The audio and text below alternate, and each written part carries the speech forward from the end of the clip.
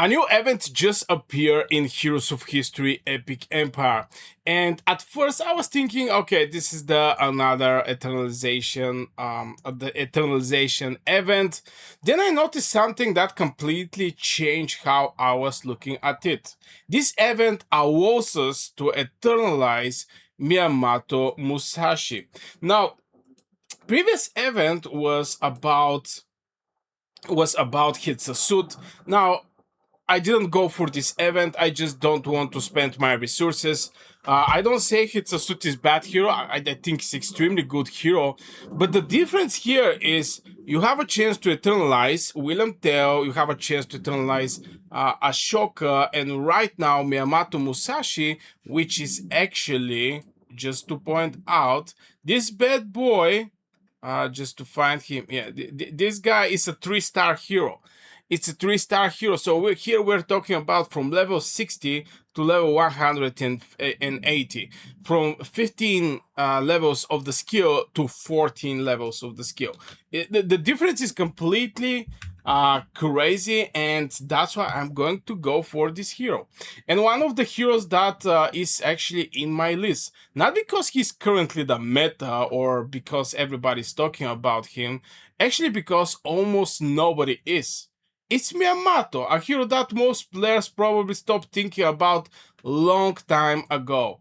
And including me, maybe this hero actually come to my mind only when I'm going for a Tesla Storm, just because it's doing some crazy amount of damage. Like 3.2k percentage single target damage. This is a very solid one. That's why it actually come to my mind only at this event. But the rest of the content in Heroes of History Epic Empire, I never even think about this hero.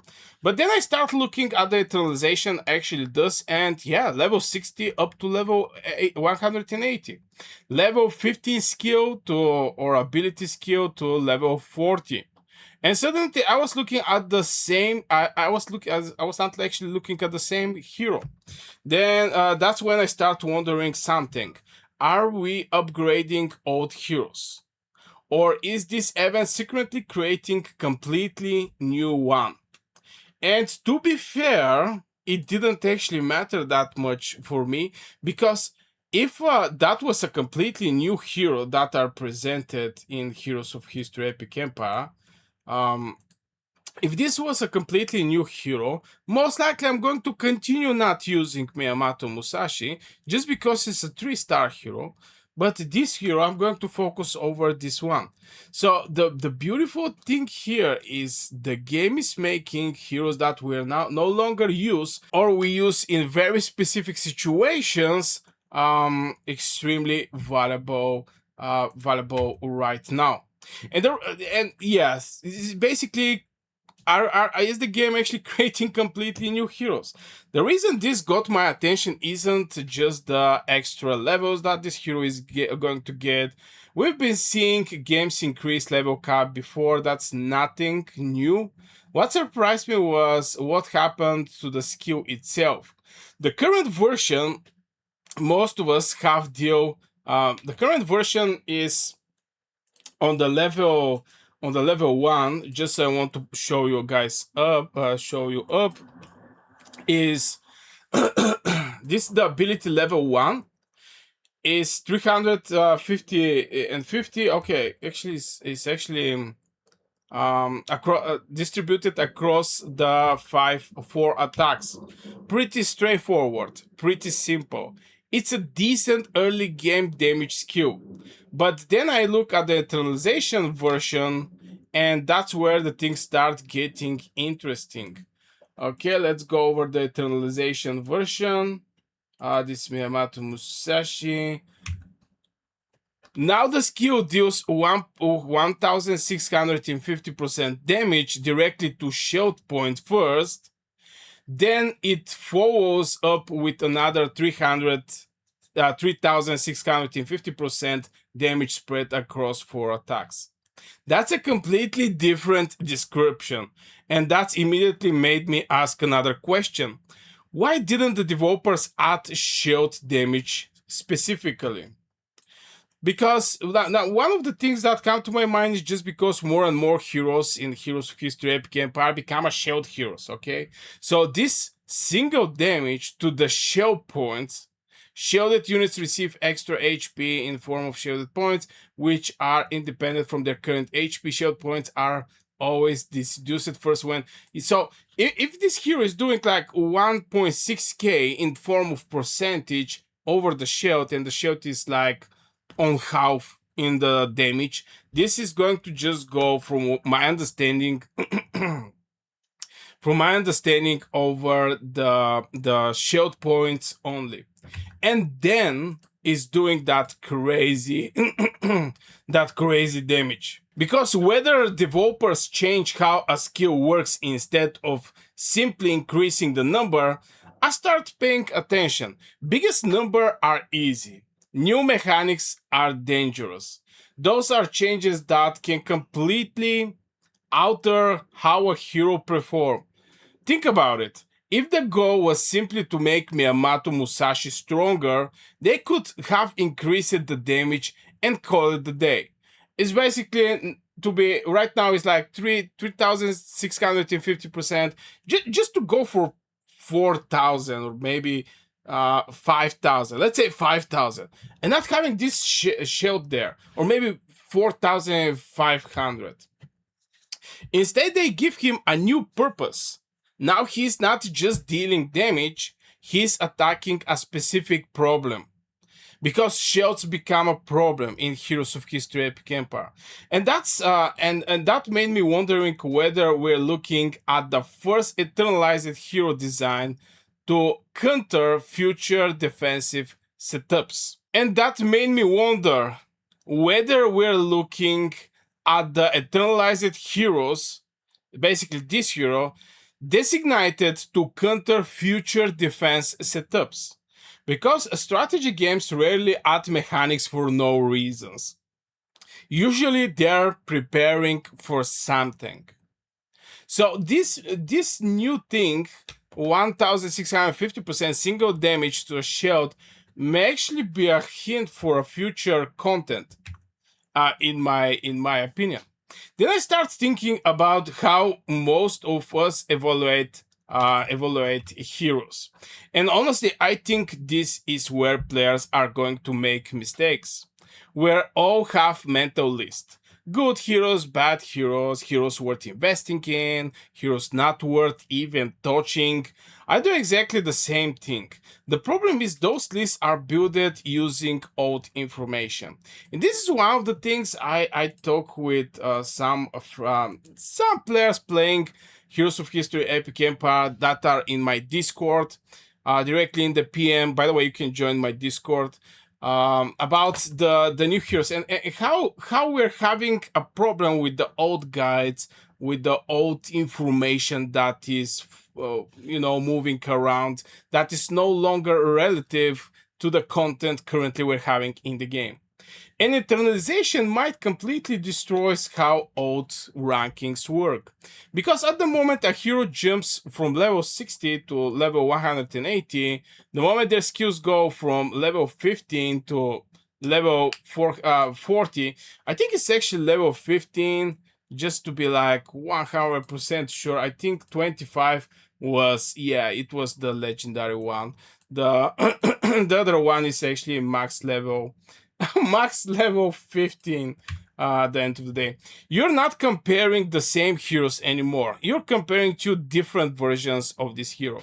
And I think a lot of players are going to underestimating that. Then another thought hit me. What if Miyamoto isn't even the biggest story here?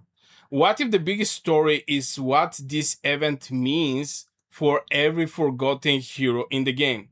Because let's be honest, every account has heroes sitting there collecting dust. Heroes you haven't touched for months. Now I cannot say Miyamoto Musashi for me is one of those heroes because it's having very solid attack. Especially for the Tesla Storm, you can basically do pretty decent damage with this hero.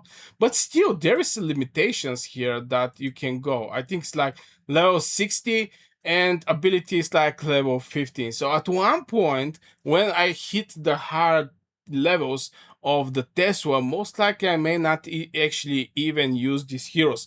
But something that make me huge impression is the game eternalized heroes that we actually use to a very long stage of this game. I was still using a shocker when this hero get eternalized. I'm still using from time to time William Tell. I was not able to even participate in this event. I mean, I catch at the end of this event, so I didn't manage to make him eternalization. And right now we're having Miyamoto Musashi, which is still a hero that I use. I may use him only in the Tesla Storm for the dark section, but I still use him somewhere. And yeah, heroes you already decide weren't worth your resources. Now imagine some of those heroes getting the same treatment. From level 60 again to level 180, skill level 40, new mechanics, because yeah, right now we're having a new mechanic, because the ability is this one, and we saw the internalized version that is having this extra shield damage. New scaling, new utility, suddenly the conversation changes. Now we're not asking which heroes are strong today, we're asking which heroes become strongest after eternalization. And that's a very different question. And to be fair, I have a lot of discussion over this, and one of the heroes a lot of people are looking over for eternalization is actually Otto. Now Otto is a very simple hero that is very solid hero. A lot of people are asking for Otto. It's a 3-star hero. It can, get your account and help your account progress way more in the future. And Otto is absolutely great. Now, if you're a developer of Heroes of History Epic Empire and watching this video, please make eternalization over Otto, but in the next event, because I'm not going to have summons in the next internalization. And yeah, I really don't like going for the epic heroes, just because epic heroes are to level 140. The max level of the legendary is 180. So there is like 40 levels difference till 60. And 180, we're talking about the 3 times more levels. It's like 120 levels more, which is absolutely crazy. Now, what I find fascinating is that most players are probably focusing on the rewards.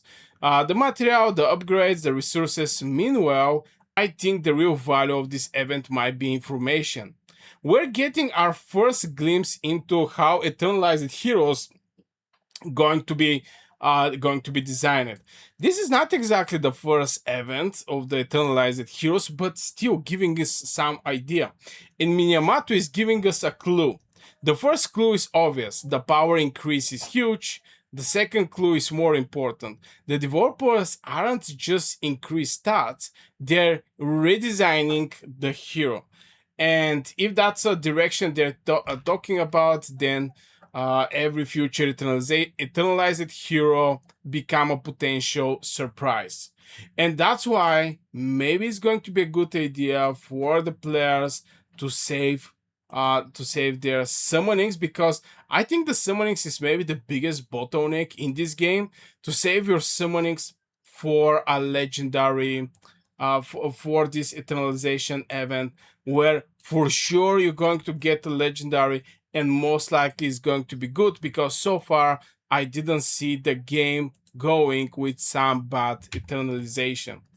Now that's also why I'm trying to not rush in conclusions. I have been seeing this happen in the strategy games before. A new system get announced, players immediately declare something overpowered, then a few weeks later the reality looks completely different. And I can say is something that happened with the William Tell. I'm not quite sure many players is actually using William Tell that much from what was actually expected to be used. So I'm not sitting here telling you Miyamoto is certainly the best hero in Heroes of History Epic Empire. I don't think anybody knows that yet. What I'm saying is I think a lot of players look still looking Miyamoto through the lens of the old version, this 3000 damage that he's doing, and not even counting the shield breaker. And that's probably the biggest mistake you can make with a system like Eternalization, because the old Miyamoto is gone. The moment you can make him level 180, skill level or ability level 40, you're dealing with something completely different. And honestly, that's the part of this event that excites me the most. Not Miyamoto itself, the uncertainty. The possibility that hero we're ignoring for months might suddenly become irrelevant again. Because strategy games are at their most interesting when old assumptions stop working. And I think that's exactly what this event is about. It focuses us to rethink heroes we thought we already understand. Maybe Miyamoto become amazing, maybe he doesn't, but after seeing those changes, I know one thing for sure. I'm going to stop looking at the on the lot of old heroes very. I'm going to start looking on a lot of old heroes very differently. So let me know what you think. Are you planning to eternalize Miyamoto? And when you first saw this event, what was the hero that immediately caught your attention? Because I have the feeling this is only the beginning of a much bigger shift in Heroes of History Epic Empire. So right guys, this will be for this video. Thank you very much if you go that far in this video. Don't forget to hit one like on the video, also subscribe. If you want to directly support my work and my channel, you can become a member. So far, I wish you a great day. And again, let me know what you think, and are you going to go for Miyamoto Musashi? And see you in the next video.